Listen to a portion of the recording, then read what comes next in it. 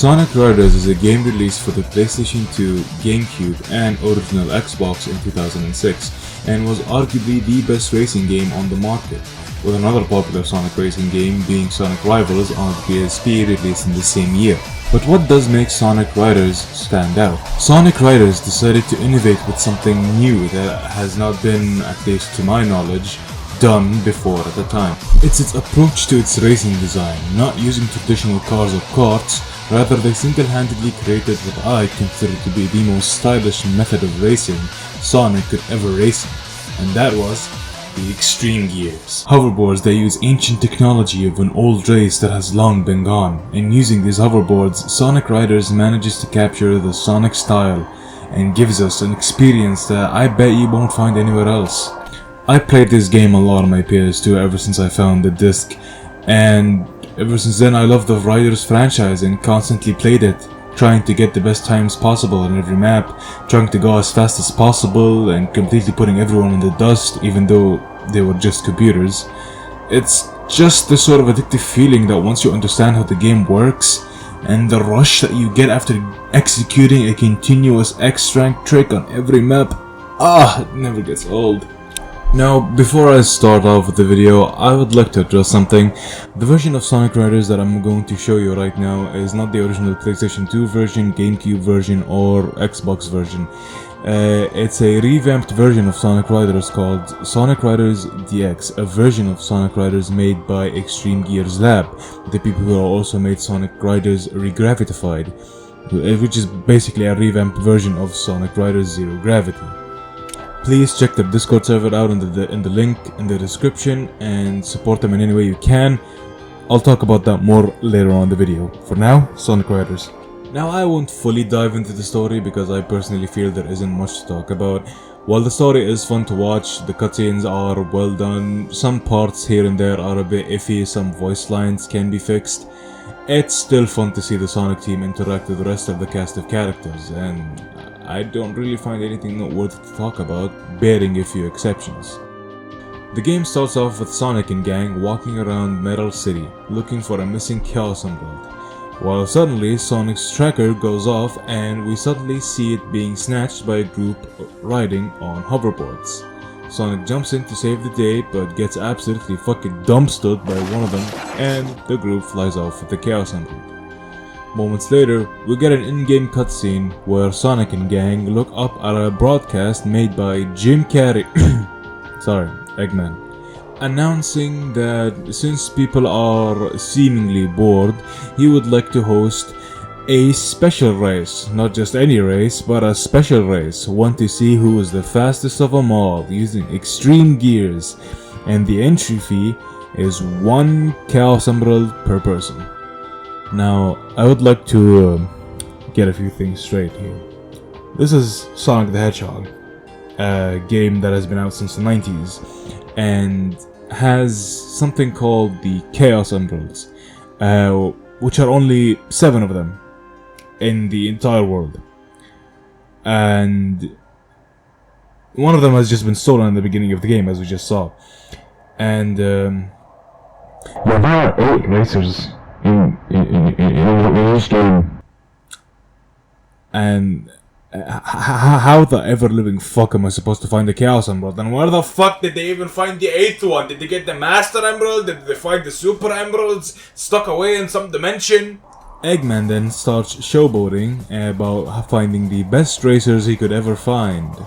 And now we get to meet The Babylon Rogues. This franchise's main antagonist group.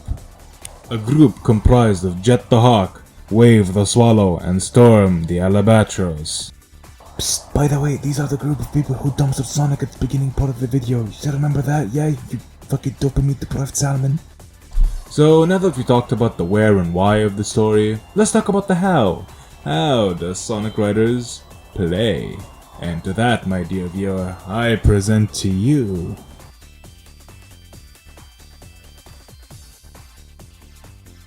Sonic Riders puts every character into a type of playstyle a la Sonic Heroes, and only having 3 traits which each utilizes the map to their own advantage.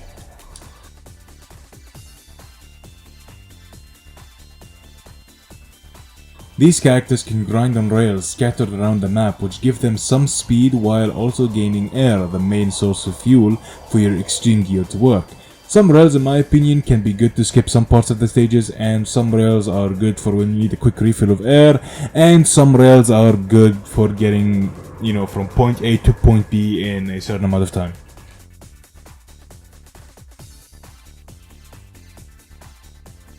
These characters can take to the skies with special ramps made specifically for them, flying into special rings that boost them in a certain direction, usually into the next air ring. It can give you a great speed boost and some air for your gear. Some stages have great air ring areas that allow you to skip annoying parts of the stages or just get from point A to point B faster, like this one in Splash Canyon or this one here in Sand Ruins.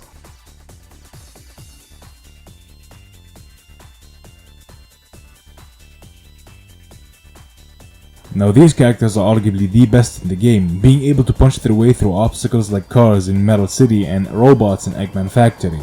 You can also get this skip in Splash Canyon by punching through these battles.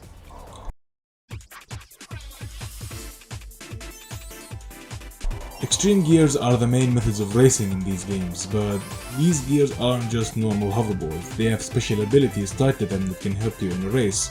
Gears like the Destroyer, which gives the character the power trait, meaning you can dual wield multiple character types in one race. One character type is the character that you're using, plus the additional power type that you get from using the Destroyer, example Fly and Power thanks to the Destroyer. There are also gears that have special gimmicks tied to them, like the Trap Gear, a gear that doesn't boost by the usual conventional means, but boosts through tornadoes, a hazard that a character can just pop out on command, with the downside of losing a lot of air in your tank and slowing down tremendously. But this gear utilizes that gimmick by not wasting air and boosting you a little every time you do a tornado, so you can hit people from behind you using the tornado and gain additional speed while not losing any air in the process. Sometimes all you need is just a good character and a good extreme gear to win the race. Now Sonic Riders stages are a total of 8 stages, 7 main ones that you play through the course of the game's story, with nighttime counterparts that have different layouts and hazards to look out for. They have different shortcuts which encourage map knowledge and character knowledge to fully maximize your chances of getting first place in the quickest time possible. There are also hidden items that can make or break, usually make more than break your chances at winning. They can even give you invincibility, or you can throw a bomb, you can get a certain amount of rings and a certain amount of air depending on your luck. While the item box selection may not vary as much as other Sonic games like Sonic All-Star Racers Transformations, what a fucking tongue twister of a line, or Sonic Crosswords, the new game that just released, the main item you should be focusing on acquiring is rings for your extreme gears. There are 3 levels to every extreme gear in the game, and every time you level up your extreme gear by acquiring a certain number of rings, the stats of your board increase and the more air you get in your tank. It expands and you get more air. Now, if I were to say which map in the game is my favorite, I'd probably have to go with Babylon Garden. Splash Canyon was a close second, and is a close second because of how beautiful it is, and the OST does some pretty heavy lifting. But just racing down the roads of Babylon Garden and looking at the sky and the surroundings around me and the crumbling areas as I race through at high speeds, it's just an amazing feeling that I could probably fit into words, but my brain really isn't helping me at the moment of writing the script. But I will say a few things that I do not like about Babylon Garden, which is this section right here. It's a bit too long for my liking, and the emergency alarm thing gets a bit too old. The 8th and final stage, which is a secret stage unlocked when beating either of the Grand Prix to get either of the nighttime or daytime stages, is Sega Carnival and Sega Illusions, a stage which feels like a love letter to old school Sega franchises, one of which can be used as a shortcut to go through the stages, which is Crazy Taxi. You jump into his car and he takes you near to the finish line. There are other Easter eggs as well, like Space Channel 5, Super Monkey Ball, and Nights into Dreams, all of which the respective main characters of the franchise are also playable in the game with their own special boards. Now, since I mentioned that I am not playing the original version of Sonic Riders, I'd like to take the time to showcase what Team Extreme Gears Lab did with this version of Sonic Riders. So let's get into it. Sonic Riders DX has custom characters that are still being worked on. The roster seems to be pretty ambitious, so I really hope that the characters that will come along will be as cool as the ones that are available to play. Speaking of which, the characters that are already available to play are Metal Sonic, Silver, and Chaos, all with different character styles and their own special gears.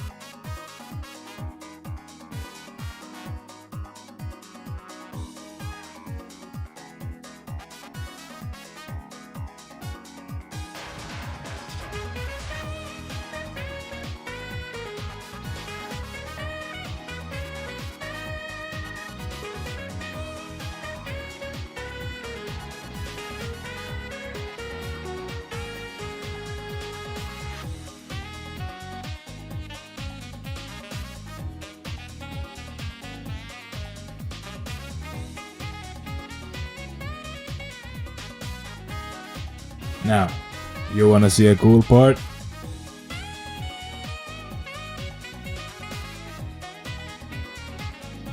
Yep, there are characters that can now use the Chaos Emerald gear that used to be available for Sonic alone.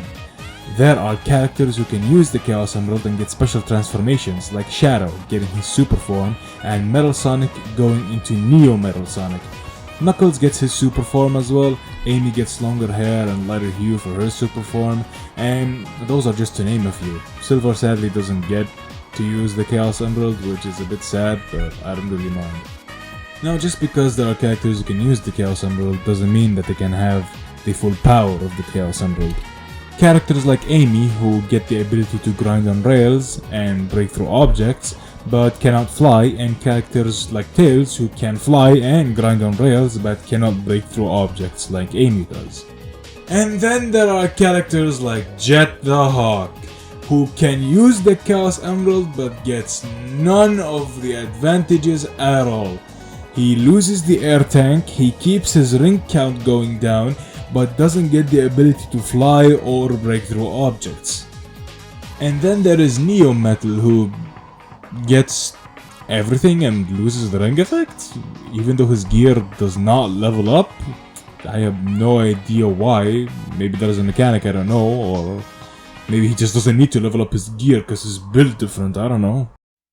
Team Extreme Gear Labs also took the liberty of removing the little events where you have to twist and turn your analog stick for certain parts of every stage in the game, and just made it go at max speed while also giving you a full tank of air, which is nice. My hands really get tired whenever these sections came up. They even made new shortcuts for character types, like here in Babylon Garden. You see these rings on the right? These were not there before in the normal game if you played it. And certain rails in Eggman Factory have also been changed. There is also this secret ramp that goes into this part of the area, which I can guarantee 100% that wasn't in the base version of the game. That is an entirely new area that they added themselves. And don't worry about having to unlock anything and grinding away for hours and hours. The game already unlocks everything at the start. Even if you close the game and come back, save file or not, the game will always have everything unlocked, from stages to gears to characters. Everything is just right there, pick up and play. They also did something which I really like, which they redesigned one of Sonic's hoverboards, which is the Mark II that you get at the end of the game. They gave it this nice redesign that I hoped other hoverboards or other extreme gears might have, but hey, beggars can't be choosers, bro. If they decide to do this for another type of extreme gear later on, I'm down for it. If this is the only one, I don't really care. It looks fire either way. Shadow even got his new hoverboard type Extreme Gear called Blackshot, all custom made by Extreme Gears Lab themselves. Some love for Shadow, baby, that's what I'd like to see. Sonic Riders has a great community behind it, always there to try and make things fresh and better and putting more life into the game we love. Putting passion and energy into such a project like this, it's an honor that I could even make a video about it. With gameplay and showcase and background, they are even trying to make custom stages from different games to add into the game as well. And I'm sure they can use whatever help they can get their hands on, and they will appreciate it 100%. I'll even link a video of them talking about custom stages from their own channel as well in the description below. I feel like Sega would have benefited greatly from making a remastered version of Sonic Riders, adding more content and more stuff to use in the game, adding new characters from other Sega franchises, or even collaborative characters like Mega Man or like Hatsune Miku, or hell, bring in other characters like Crazy Taxi, make him a playable character, come on bro. Which character would you want to see be in Sonic Riders if there would be a new entry in the franchise or just a remake in general? I really love this game, if you could not tell already, and I'm very happy to have found a community that also shares the same love I had for this game and still try to make it fresh, but also feel like you never left to begin with.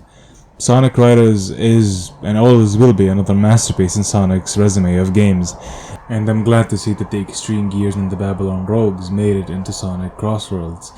While I have some gripes with the game's take on the Extreme Gears in that game, it was still fun seeing them in action, and I hope Sega brings them back for another Sonic racing game, or just another entry in the franchise itself. Hope you all enjoyed this video. This video took way more time out of my fucking life than I thought it would be. I had to re-edit the entire video and like get more background footage for showcase scenarios, and at some point like the editing was apparently too complex for DaVinci Resolve to handle, that it even like started to shit itself here and there. I had to voice I can't even speak from how tired this fucking video took to make. I had to redo the voice acting, had to re-edit the entire video just from scratch, new project, more background, and I had complications with mic problem, like my microphone was being a bitch, and yeah, I'm glad that I got to finish this video, and I hope you guys enjoyed too.